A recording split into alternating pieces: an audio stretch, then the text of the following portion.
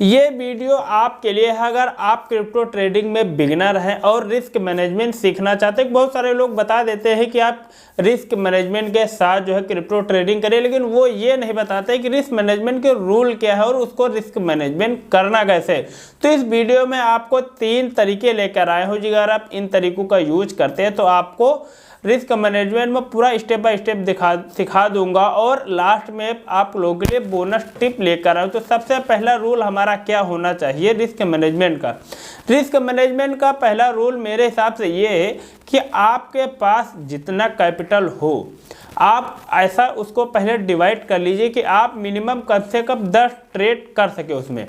उस हिसाब से आपको हर बार एक क्वांटिटी सेलेक्ट कर लेनी है। अगर जैसे इथेरियम में ट्रेड करते हैं तो आपको सेलेक्ट कर लेना है, तो आपको ऐसे सेलेक्ट करना है कि आपकी सारी ट्रेड 10 सेम अमाउंट से हों।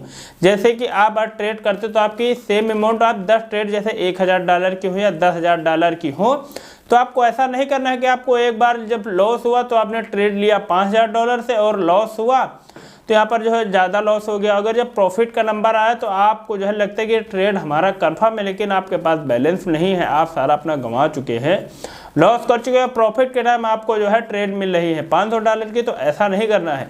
आपको डिसाइड कर लेना है कि मेरा स्टॉप लॉस केवल 10 पॉइंट का होगा और मेरी ट्रेड $1000 से होगी।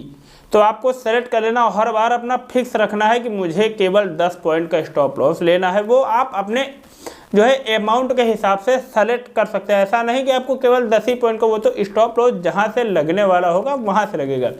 पहले ये हो गया। और दूसरी चीज़ ये हो गई कि आपको स्टॉप लॉस लगा लेना है तो उसको ट्रेल नहीं करना है। आपको जो स्टॉप लॉस मार्केट दे रहा है वो लेकर आपको निकल जाना है और बाकी की आपकी 9 ट्रेड बाकी हैं आप उसमें ट्राई कर सकते हैं। और आपको 10 की 10 ट्रेड तुरंत नहीं करनी है। ऐसा नहीं कि मेरी 2 लॉस हो गया फिर मैं तीसरी तुरंत कर लूँगा, चौथी तुरंत कर लूँगा, ऐसा नहीं है। आपको फिर थोड़ी देर बाद में ट्रेड करनी है। दूसरे दिन आप जैसे आपको 10 ट्रेड में बता रहा हूँ कि 10 ट्रेड मिनिमम कर लीजिए।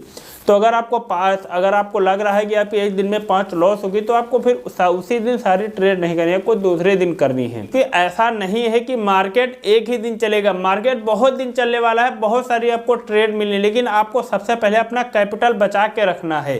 क्योंकि अगर आपके पास कैपिटल ही नहीं होगा तो आप दूसरे दिन ट्रेड कैसे करेंगे।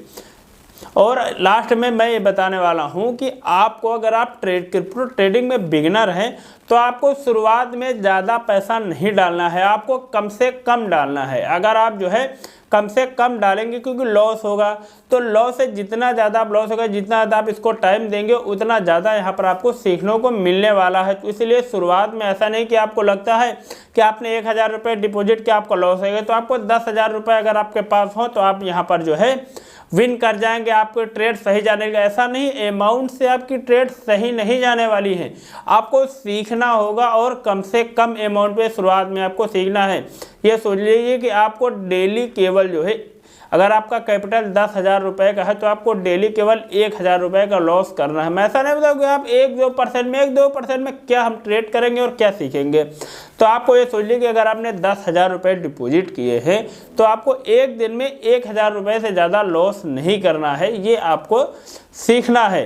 तो और अगर आप क्रिप्टो ट्रेडिंग में और ज़्यादा सीखना चाहते तो मैंने डिस्क्रिप्शन में अपना टेलीग्राम के लिंक दे दिया, जाइए और टेलीग्राम को लिंक को ज्वाइन करिए, वहाँ मैं डेली बहुत सारी चीज़ें अपडेट करता रहता हूँ। तो जाइए, वीडियो अच्छे वीडियो को लाइक कर दिए, चैनल को सब्सक्राइब कर दिए और टेलीग्राम हमारा ज्वाइन